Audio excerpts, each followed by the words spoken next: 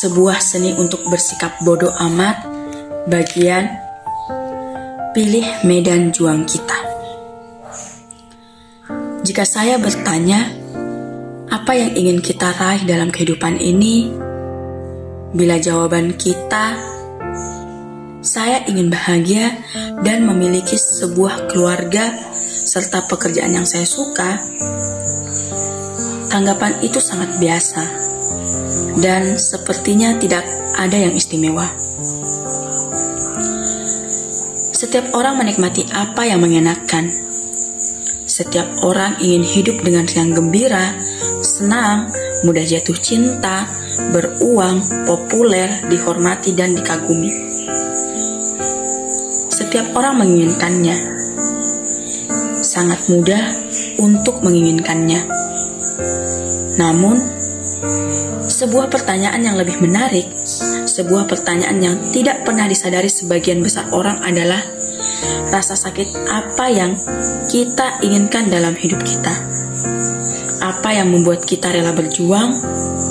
Karena itu tampak seperti faktor yang sangat menentukan menjadi apa hidup kita nantinya. Sebagai contoh, sebagian besar orang ingin mendapatkan posisi puncak di perusahaan dan mendapatkan banyak uang. Namun, tidak banyak orang yang bersedia menderita selama 60 jam per minggu. Kebahagiaan membutuhkan perjuangan. Kebahagiaan tumbuh dari masalah. Kegembiraan tidak keluar dari tanah seperti bunga aster dan pelangi. Kepenuhan dan makna hidup yang nyata, serius, berumur panjang harus diraih dengan cara memilih dan mengelola medan juang kita sendiri. Solusinya terletak pada penerimaan dan ketertiban aktif atas pengalaman negatif tersebut, bukan dengan menghindarinya, bukan pula dengan adanya penyelamat yang datang. Orang-orang mendambakan fisik yang mengagumkan. Orang-orang ingin memulai bisnis mereka sendiri. Orang-orang menginginkan pacar pasangan hidup. Namun, kita tidak akan pernah memenangkannya jika kita tidak ikut bermain. Apa yang menentukan kesuksesan kita bukanlah apa yang ingin kita nikmati. Pertanyaan yang relevan adalah rasa sakit apa yang ingin kita tahan. Jalan setapak menuju kebahagiaan adalah jalan yang penuh dengan tangisan dan rasa malu. Kita harus menentukan pilihan. Kita tidak mungkin memiliki hidup yang bebas dari rasa sakit. Hidup tidak bisa selalu mekar seperti mawar. Pertanyaan tentang kenikmatan tergolong mudah karena hampir semua orang punya jawaban serupa. Pertanyaan yang lebih menarik adalah tentang penderitaan. Derita apa yang ingin kita hadapi? Itulah pertanyaan sulit yang perlu disadari. Pertanyaan yang sebenarnya akan mengantar kita ke suatu tempat. Inilah pertanyaan yang dapat mengubah sebuah sudut pandang, sebuah kehidupan. Inilah yang membentuk saya, kamu, mereka. Inilah yang menentukan pribadi kita, yang membedakan kita, serta yang pada ujungnya menyatukan lagi kita semua. Selama masa remaja dan awal dewasa, saya berfantasi menjadi seorang pemusik, rockstar persisnya. Setiap kali mendengar musik dengan iringan gitar yang kencang, saya selalu menutup mata dan membayangkan diri saya berada di atas panggung, memainkan gitar di tengah teriakan kerumunan penonton, dan orang-orang pun pasti akan lupa diri mendengar permainan jari saya yang memukau. Setiap kali mendengar musik dengan iringan gitar yang fantasi ini bisa menghanyutkan saya selama berjam-jam. Bagi saya, pertanyaannya bukan bagaimana jika saya bisa di atas sana bermain di depan para penonton yang terus berteriak, tapi kapan? Saya harus merencanakan itu semua. Sederhana, saya harus terlebih dahulu menentukan waktu sebelum saya mencurahkan tenaga dan upaya untuk sampai di sana dan menorehkan nama saya. Pertama, saya harus selesai sekolah, kemudian saya perlu mendapatkan uang tambahan untuk membeli peralatan band, lalu saya perlu mencari waktu luang yang cukup untuk berlatih. Selanjutnya, saya perlu membuat jaringan dan merencanakan proyek pertama saya. Kemudian, seterusnya hingga tidak ada yang perlu saya kerjakan. Meskipun saya terus memfantasikan ini lebih dari separuh usia, saya dalam kenyataannya hasilnya tidak pernah terwujud. Dan saya perlu waktu yang lama dan perjuangan yang melelahkan sampai pada akhirnya tahu alasannya.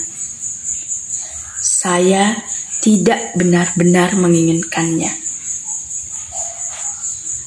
Saya jatuh cinta dengan hasil akhir. Bayangan saya di atas panggung, orang-orang menyoraki, menumpahkan emosi saya dalam nada yang saya mainkan, tetapi saya tidak jatuh cinta pada prosesnya. Karena itu, saya gagal berulang kali. Sial, bahkan kegagalan itu pun bukan hasil dari perjuangan apapun. Saya hampir tidak pernah berusaha. Kebosanan saat bermusik, koordinasi untuk menemukan grup band dan mengatur gladi kotor, rasa lelah mengadakan pertunjuk dan sulitnya mengajak orang untuk datang dan membeli tiket, senar yang putus, mengangkut peralatan sebesar 20 kg ke dan dari tempat latihan tanpa mobil, itulah gambaran impian yang serupa puncak gunung. Dan seseorang harus berjuang mendakinya. Dibutuhkan waktu yang cukup lama bagi saya untuk mengetahui bahwa saya tidak suka mendaki gunung itu. Saya hanya suka membayangkan puncak gunungnya. Narasi di luaran secara umum akan membombardir dengan aneka petuah bahwa saya telah gagal, bahwa saya orang yang cepat menyerah atau pecundang, bahwa saya hanya kurang ini dan itu, bahwa saya menyerah atas mimpi saya, dan bahwa mungkin saya membiarkan diri saya tumbang oleh tekanan masyarakat. Namun kebenaran jauh tidak menarik daripada salah satu penjelasan tersebut. Kebenarannya adalah, saya pikir saya menginginkan sesuatu, namun pada kenyataannya tidak. Saya menginginkan imbalan bukannya jerih payah. Saya menginginkan hasil bukannya proses. Saya hanya jatuh cinta pada kemenangan bukan perjuangan. Dan hidup tidak berjalan seperti itu. Siapa diri kita yang sebenarnya ditentukan oleh apa yang ingin kita perjuangkan. Orang-orang yang menikmati perjuangan dari Jim adalah orang-orang yang mengikuti polanya dan memiliki bentuk perut seperti dipahat dan bisa kecil. Ini bukan tentang kekuatan kehendak atau omong kosong tentang keuletan. Ini juga bukan contoh nyata dari ungkapan tidak ada yang bisa didapat tanpa perjuangan. Ini adalah komponen hidup kita yang paling sederhana dan mendasar. Perjuangan kita menentukan kesuksesan kita. Permasalahan-permasalahan kita melahirkan kebahagiaan kita seiring dengan masalah-masalah yang naik levelnya menjadi semakin baik. Lihat, ini adalah spiral yang merambat ke atas tanpa pernah selesai.